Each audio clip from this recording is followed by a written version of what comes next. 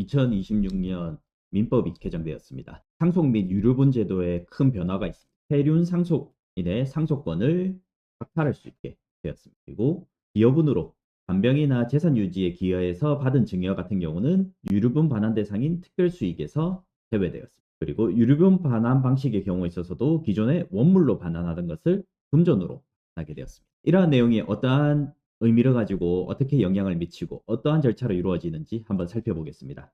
저는 이강진 변호사입니다. 이번 민법 개정으로 상속 및 유류분 제도에서 5가지 큰 변화가 있게 되었는데, 첫째로 폐륜 상속인의 상속권 및 유류분에 대해서 상실 선고하는 제도가 도입이 되었습니다. 그리고 특별기여 보상에 대해서 유류분 반환 대상에서 제외되게 되었습니다. 세 번째로 유류분 반환 방식에 있어서 금전 반환이 원칙화되었습니다. 네 번째로 이미 헌법재판소 결정으로 이미 효력을 상실했지만 이번 민법에서 삭제를 해서 형제 자매의 유류분권을 폐지하게 되었습니다. 마지막으로 결격자 및 상속권 상실자의 배우자에 대해서는 대습 상속을 차단하게 되었습니다. 이에 대한 상세한 내용은 뒤에서 살펴보겠습니다. 먼저 1004조의 이 폐륜 상속인에 대한 상속권 상실 선고 제도가 도입이 되었는데, 부양 의무를 중대하게 위반하였거나 범죄 행위, 심히 부당한 대우가 있었을 경우에는 상속권을 박탈하는 제도입니다. 피상속인, 즉 돌아가시는 분의 유언이나 아니면 공동상속인의 청구에 따라서 가정법원이 상속권 상실 선고를 할 수 있습니다. 공동상속인이 청구하는 경우에 있어서는 통상적으로 상속 개시한 날부터 6개월 이내에 청구를 해야지 인정이 될 수 있습니다. 6개월이 넘었을 경우에 있어서는 상속권 상실 선고를 신청할 수 없게 되는 것입니다. 기존에는 부모가 부양 의무를 제대로 이행하지 않고 자녀의 사망 이후에 보험금을 탄다든지 이러한 부분에 있어서 문제가 되어 왔었는데, 민법 개정 내용에서는 직계비속, 자녀 및 배우자를 포함해서 모든 상속인으로 상속권 상실 선고가 가능하도록 바뀌었습니다. 가정법원에서 상속권 상실 선고를 확정하게 되면 상속 개시 시점으로 소급해서 상속권은 물론이거니와 유류분까지 완벽하게 박탈되게 되었습니다. 이 폐륜 상속인은 앞서 얘기 드린 것처럼 부양 의무를 중대하게 위반하였거나 범죄 행위, 그리고 심히 부당한 대우를 했을 경우에 상속권을 박탈하게 되는데, 부양 의무를 전혀 이행하지 않았을 경우에도 해당이 된다라고 보면 된다 할 것으로, 과거에 이전에 문제가 되었던 구하라 씨 사건과 관련해서 구하라법이라고도 이름이 불리는데, 이 부양 의무, 부모가 수십 년간 자녀와 전혀 연락을 하지 않다가 자녀가 사망한 이후에 그 자녀에 대한 상속권을 행사하려고 하는 이런 문제에서 시작이 되었다 할 것입니다. 그래서 부양 의무를 위반하거나 중대범죄, 심히 부당한 대우를 했을 경우에 가정법원에 상속권 상실 청구를 하고, 가정법원에서 결정이 나면 상속권 및 유류분권이 박탈이 되는데, 앞서 얘기 드린 것처럼 유언으로 하거나 아니면 안날로부터 6개월 이내에 공동상속인이 청구를 해야 됩니다. 6개월 내에 청구하지 않으면 인정이 되지 않습니다. 두 번째로 민법 1008조 단서 부분이 신설되었는데, 상당기간 동거, 간호 등 특별한 부양이나 재산 증가 기여에 대한 보상으로 받은 증여 및 유증에 대해서는 유류분 계산에 있어서 구체적 상속분에서 제외되는 것이라고 보시면 되겠습니다. 기존 같은 경우에는 부모를 극진히 부양한 대가로 받은 재산의 경우에 있어서도 특별 수익으로 간주되어서 다른 형제의 유류분 반환 대상을 계산함에 있어서 구체적 상속분에 해당이 되었는데, 이번에는 특별기여 보상을 유류분 산정 기초인 특별수익에서 확고히 제외하는 것으로 개정이 되었습니다. 다만 이 상속 범위에 있어서는 이 부양한 대가에 대해서 상당한 재산을 받았을 때, 그에 상하는 재산을 받았을 때 그 부분을 제외한다라고 되어 있어서 받은 재산 전액이 무조건 제외되는 것도 아니다. 그리고 이것이 상당 기간 동거나 간호 등 특별한 부양을 했는지에 대해서도 입증이 되어야 된다라는 점에 있어서 향후에 이 유류분 소송에 있어서는 이 1008조 단서와 관련된 부분이 많이 다투어질 것으로 예상이 됩니다. 구체적인 부분은 결국 법원 판결들로 정립이 될 수밖에 없을 것이고, 이제 개정이 되었기 때문에 향후 나오는 판결들을 지켜보아야 할 것으로 생각이 됩니다. 그래서 유류분 반환 청구 대상이 전체 증여재산 및 유증재산에서 특별 부양 및 기여재산을 제외한 나머지 재산에 대해서 유류분 반환 대상이 된다라고 보시면 되겠습니다. 세 번째로 유류분 반환 방식이 바뀌었는데, 기존에는 유류분 부족액을 반환했을 경우에 부동산의 경우와 같이 물건인 경우에 있어서는 원물, 부동산 같은 경우는 예를 들어서 부동산 한 필지를 했다라고 하면 그 필지의 본인 유류분에 해당하는 지분을 반환하도록 하였는데 그것을 금전 지급 방식으로 두었다라고 할 것입니다. 이에 대해서 원물 반환도 청구할 수 있다라고 하는 견해도 있는데 개인적인 의견으로는 가액 반환이 원칙이 되었고 특별한 경우가 아닌 이상에는 가액 반환으로 이루어지지 않는 것이 드물다라는 점에 있어서 가액 반환이 기본적이고 아마 원물 반환은 인정이 되지 않을 가능성이 높지 않을까 생각을 합니다. 이렇게 바뀌게 된 것은 기존의 원물 반환, 유류분 소송을 통해서 반환을 받는 것이라고 하면 분명히 형제들이나 뭐 자매, 뭐 가족들 간의 분쟁을 거쳤기 때문에 서로 간에 감정이 좋지 않고 지분으로 나눠서 가졌을 경우에 그것을 관리하거나 처분하는 데 있어서도 결국에는 의견 일치를 보는 것이 어렵다라는 점에 있어서 이 지분으로 받는 것이 오히려 2차적인 분쟁을 낳을 수도 있다라는 점에 있어서 기존에도 지속적으로 문제가 되어 왔었는데 이 부분에 있어서는 이제 가액 반환을 원칙으로 하게 됨으로 인해서 2차적인 분쟁은 줄어들 수는 있게 되지만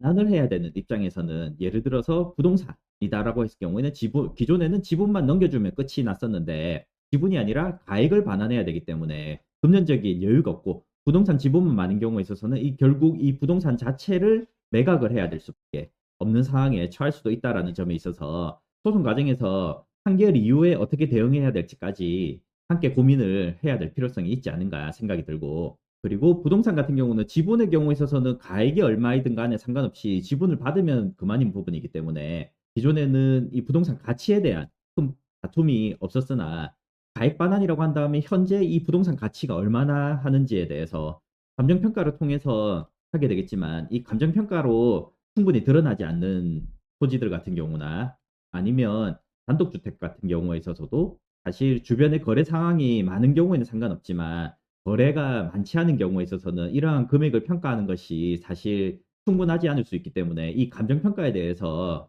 많이 다투어질 것으로 생각이 됩니다. 그래서 공동소유로 인한 2차 분쟁은 원천적으로 차단이 되었다고 생각이 되지만 이 분쟁을 해결하는 유류분 반환 과정에서 소송에서는 더 치열하게 다툼이 확대될 것으로 생각이 됩니다. 그래서 기존에는 지분 반환이 원칙이었다면 현금 반환 원칙으로 바뀌었다라고 알고 계시면 되겠습니다. 네 번째로 형제자매 유류분권이 폐지되었습니다. 그래서 기존의 헌법재판소 위헌 결정에 따라서 형제자매 유류분권은 폐지되었고 그에 대해서 1인 가구 등 피상속인 형제자매를 의식하지 않고 원하는 곳에 재산을 유증할 수 있는 자유가 확보되었다라고 생각이 됩니다. 그래서 유류분 같은 경우는 직계비속이나 배우자, 존속에 대해서 받을 수 있게 되었다라고 보시면 되겠습니다. 마지막으로 배우자의 대습 상속 부분이 있는데 상속 결격이 된다. 기존에 사망하는 것 이외에 상속 결격이 되는 경우에 있어서는 배우자의 경우에 있어서도 상속이 가능했는데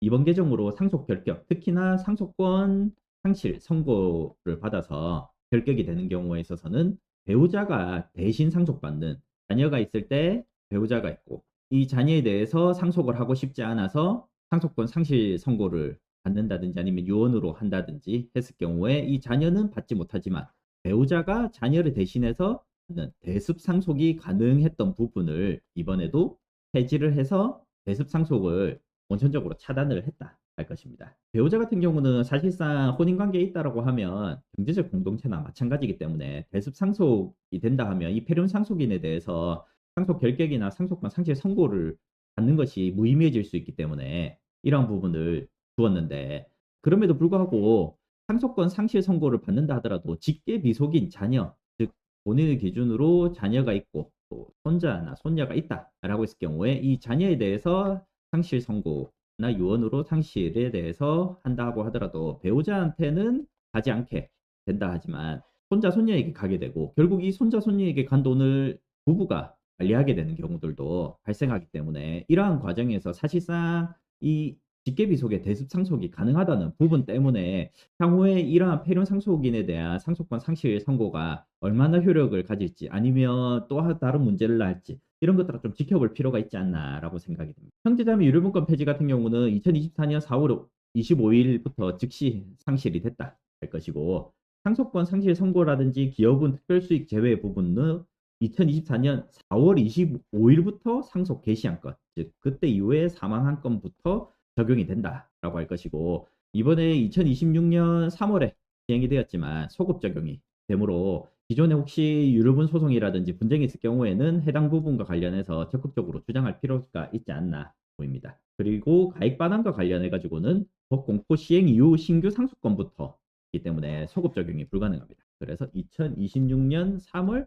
17일 시행 이후에 상속 개시된 건에 대해서 적용이 된다라고 보시면 되겠습니다. 추가적으로 상속권 상실 청구 절차를 본다 하면 유언으로도 할 수 있습니다. 피상속인이 생전에 공정증서로 상실 의사를 표시해야 되고, 상속이 개시되면 유언 집행자가 가정법원에 상속권 상실 청구를 해야 합니다. 유언이 없는 경우에 있어서는 공동상속인이 직접 가정법원에 청구 가능합니다. 만약에 상속인이 없는 경우에는 후순위 상속인이 청구도 가능합니다. 유언이 없는 경우에는 상속권 상실 사유가 있는 사람이 상속인이 되었음을 안날로부터 6개월 이내, 즉 사망한 것을 안날로부터 6개월 이내에 청구를 해야 된다 해야 되겠습니다. 이 6개월 같은 경우는 사실 상속세 신고 기한하고도 맞물려 있어서 그 이전에 상속과 관련돼서 대부분의 것들이 사실 정리되는 부분들이 있기 때문에 이것을 정리하는 과정에서 만약에 유류분이라든지 이런 부분들이 문제가 된다라고 했을 경우에 신고를 하시는 것이 필요하겠습니다. 소급 적용 특례 같은 경우는 2024년 4월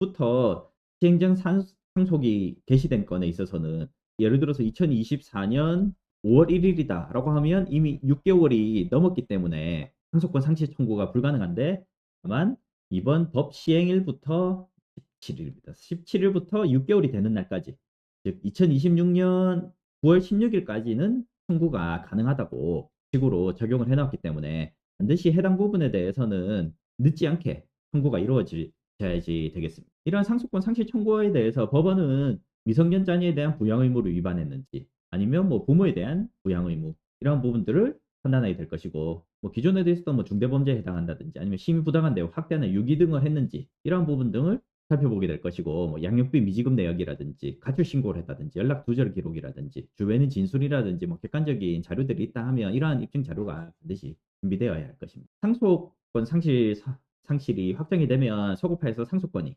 박탈되고 유류분 권리도 상실되기 때문에 가정법원에서도 객관적인 입증 자료 없이 쉽사리 결정을 내려주지는 않을 것이다 라고 하는 점에 있어서 미리미리 자료를 준비해 두시는 것이 필요하다고 생각이 됩니다. 앞서 이야기 드린 것처럼 상속인이 자격을 잃어도 배우자는 대수 상속이 안 되지만 는 대습 상속을 받을 수 있다라는 점도 참고로 하시면 좋겠습니다. 여기까지입니다.